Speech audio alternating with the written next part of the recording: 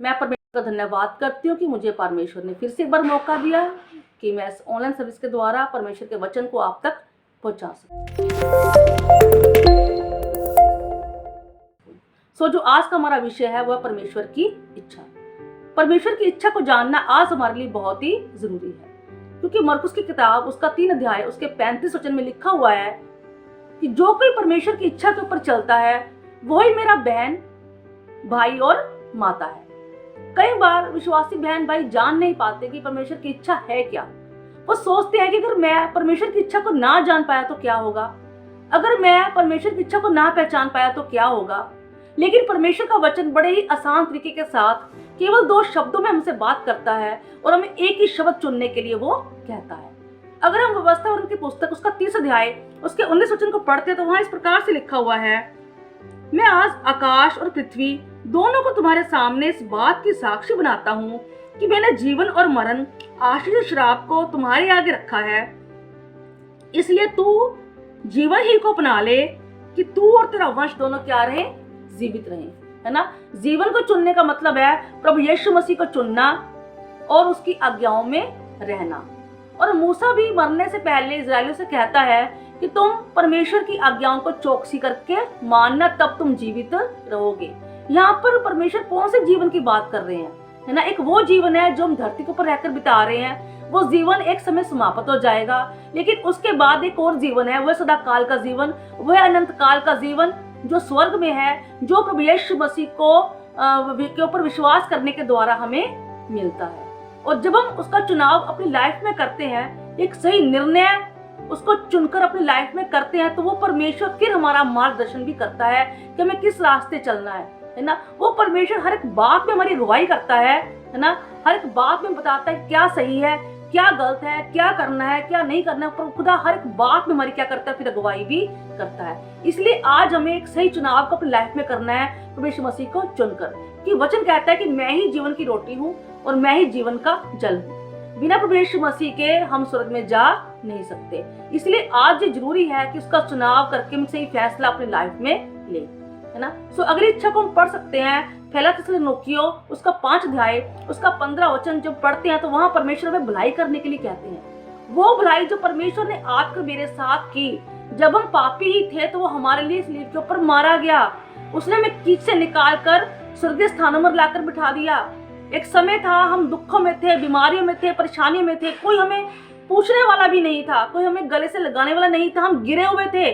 लेकिन खुदा के कलाम ने आज को आपको मुझे उठाया और हमें इस लायक बना दिया कि आज हम खुदा के कलाम के द्वारा उन लोगों को भी उठा सके जो दुखों में है, जो बीमारियों में है, जो परेशानियों में है और जो बिल्कुल अकेलापन महसूस कर रहे हैं। आज जो हमारा, मेरा और आपका फर्ज बनता है कि इस कलाम के द्वारा हम लोगों के पास जाएं और उन्हें उठाएं, और वो प्रेम जो खुदा ने हमारे साथ किया, वो प्रेम उसके ऊपर विश्वास करने के द्वारा जो हमारे अंदर है, उस प्रेम के द्वारा हम लोगों को उठाएं और खुदा के संग तक हम लेकर आए, ताकि वो लोग भी सच्चाई को जाने और आजादी को पाएं और अनंत काल के सहभागी वो लोग हो जाएं। जिस तरह परमेश्वर ने हमें कीच से निकाला और उसके स्थान में बिठाया, ऐसी भलाई हमें उन लोगों के साथ भी करनी है जो आज गिरे हुए लोग हैं।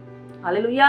अगली इच्छा को हम पढ़ सकते हैं पहला पतरस उसका 1 अध्याय उसका 16 वचन जब हम पढ़ते हैं तो वहां लिखा है कि मैं पवित्र हूं, तुम भी क्या बनो, पवित्र बनो। यानी परमेश्वर का वचन हमें यहाँ पर व्यभिचार से दूर रहने के लिए कह रहे हैं, है ना। व्यभिचार भी 2 तरह की है। एक वो व्यभिचार है जो शारीरिक संबंध एक पुरुष या स्त्री एक दूसरे के साथ जायज करके बनाते हैं, और एक वो व्यभिचार है जो हम परमेश्वर मसीह के साथ करते हैं, क्योंकि वचन कहता है कि हम उसकी दुल्हन है और वो हमारा दूल्हा है। और वचन कहता है कि मैं अपनी महिमा किसी को भी नहीं देता। दूसरा कुरिन्थियों 11:2 में लिखा हुआ है कि मैंने एक ही पुरुष के साथ तुम्हारी बात लगाई है। वो पुरुष प्रभु यीशु मसीह है जो हमारा दूल्हा है और हम उसकी दुल्हन है। संसारिक तौर पर हम शादीशुदा हो सकते हैं, लेकिन आत्मिक तौर से भी हम गंवारे हैं। अभी हमारी शादी जो है उस दूल्हे के साथ होनी, वो दूल्हा आएगा और फिर दुल्हन को साथ लेकर जाएगा। लेकिन कोई व्यभिचारन दुल्हन जो है, जो अपने खुदा को छोड़कर किसी और की आराधना करके व्यभिचार कर रही है, तो व्यभिचारन दुल्हन जो है धरती के ऊपर ही रह जाएगी। क्योंकि वचन कहता है कोई भी अशुद्ध वस्तु जो है उस पवित्र स्थान में, पवित्र नगर में प्रवेश कर नहीं सकती। इसलिए आज हमें पवित्र जीवन को जीकर उस परमेश्वर की इच्छा को पूरा करना है। फिर हम उसकी इच्छा को पढ़ सकते हैं। रोमियो की पुस्तक उसका 12 अध्याय उसके 2 वचन में लिखा हुआ है कि तुम संसार के सदृश ना बनो। है ना, क्योंकि संसार में पाप है, संसार में बुराई है, संसार में गंदगी है, संसार में व्यभिचार है। आज हमें लोगों को उस पाप से निकालकर, उस गंदगी से निकालकर हमें खुदा की संगति तक लेकर आना है, ताकि वो लोग भी आजाद हो जाएं, उन पापों से, उन बुराइयों से, उन गंदगी से आजाद हो जाएं।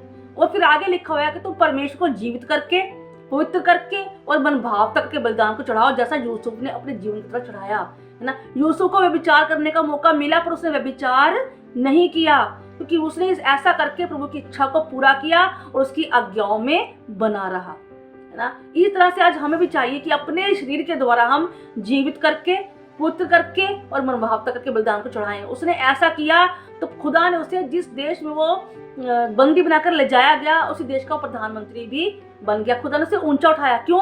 वो इच्छा के ऊपर चला और आज्ञाओं में बना रहा।